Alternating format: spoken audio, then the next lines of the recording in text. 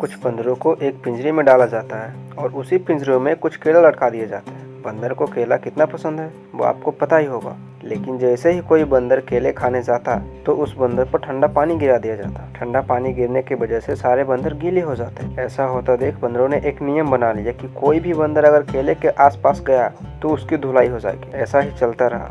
कुछ दिन बाद एक पुराने बंदर को निकालकर एक नया बंदर उस पिंजरे में डाला गया और वो नया बंदर पिंजरे में जाते ही केला को देखा और केले खाने चला गया। यह देख बंदरों ने उस नए बंदर की जमकर धुलाई कर दी। उस नए बंदर को समझ ही नहीं आया कि वो लोग उसे क्यों धो रहे हैं। एक दिन फिर से एक पुराना बंदर निकालकर एक नया बंदर पिंजरे में डाला गया। वो बंदर पिंजरे में जाते ही पहले वाले बंदर की तरह केला खाने जाता है। फिर क्या था, सारे बंदर ने मिलकर उस नए बंदर को भी धो दिया और इस दूसरे नंबर वाले बंदर को धोने में पहला वाला बंदर भी शामिल था, लेकिन उसे पता ही नहीं था कि हम धो क्यों रहे हैं। लेकिन जो भी हो रहा है बंदर आते थे, लेकिन जो भी नए बंदर आते थे धुलाई हो जाती थी। ऐसा करते करते सारे पुराने बंदर जिनको पानी के बारे में पता था उनको निकालकर सारे नए बंदर डाल दिए गए, जिनको पता ही नहीं था कि धुलाई करनी ही क्यों है। और इस तरह से सारे एक दूसरे की धुलाई कर रहे थे। किसी को नहीं पता था कि धुलाई क्यों हो रहा है। हम लोग अपने जीवन में यही करते हैं। पुराने बूढ़ा बुजुर्ग जो नियम बना दिए हैं बस उसी पे चल रहे हैं। क्यों कर रहे हैं किसी को नहीं पता, बस सबने किया इसीलिए हम भी कर रहे हैं। हो सकता है पहले किसी को ऊपर ठंडा पानी गिरा होगा, यानी वो फेल हुआ होगा, जिसके वजह से उसने एक नियम बना लिए।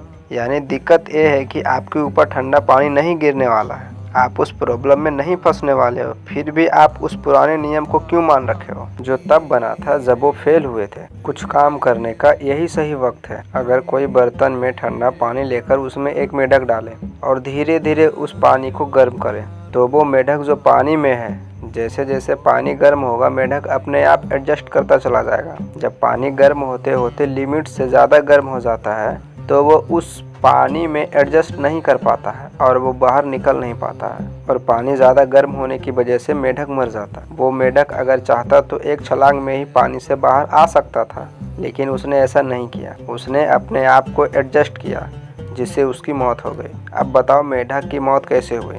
उस गर्म पानी की वजह से नहीं हुई, उसकी मौत एडजस्ट करने की वजह से हुई। आप कभी भी अच्छे वक्त का इंतज़ार मत करो, क्योंकि अच्छा वक्त कभी भी नहीं आता। जो वक्त अभी है आपके पास उसे ही अच्छा बनाओ। आप हर दिन अपने लिए स्पेशल समझो। एक लड़का जो अमीर बनना चाहता था, एक दिन वो लड़का अपने गुरुजी के पास आता है। उस लड़के ने गुरुजी से कहा कि मुझे अमीर बनना है। गुरुजी ने एक नदी के किनारे उस लड़के को ले गया जहाँ बहुत सारे पत्थर पड़े हुए थे। गुरुजी ने उस लड़कों से कहा कि इस पत्थर में से एक पत्थर ऐसा भी है जिसे किसी भी वस्तु से छुआ दो वो सोना बन जाता है, और उस पत्थर की पहचान है कि वो थोड़ी सी गर्म होगी, बाकी सारी पत्थर ठंडी होगी। जाओ ले लो अपनी हर चीज़ को सोना में बदल देने वाली पत्थर। वो लड़का अपने काम में लग गया। रोज़ पत्थर लेता, कुछ देर हाथ में रखकर महसूस करता, फिर पत्थर फेंक देता, और फेंकता भी इसलिए कि वो पत्थर बाकी पत्थर से ना मिल जाए। वो दिन रात करके 2-3 महीने तक ऐसा किया। अब उस लड़के को पत्थर फेंकने की हैबिट हो चुकी थी,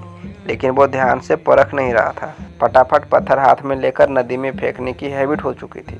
कुछ महीने बाद वो पत्थर उस लड़के के हाथ लग गई। वो पत्थर हाथ में आते ही उसे भी औरों पत्थर की तरह फेंक दिया, क्योंकि उसे फेंकने की हैबिट हो चुकी थी।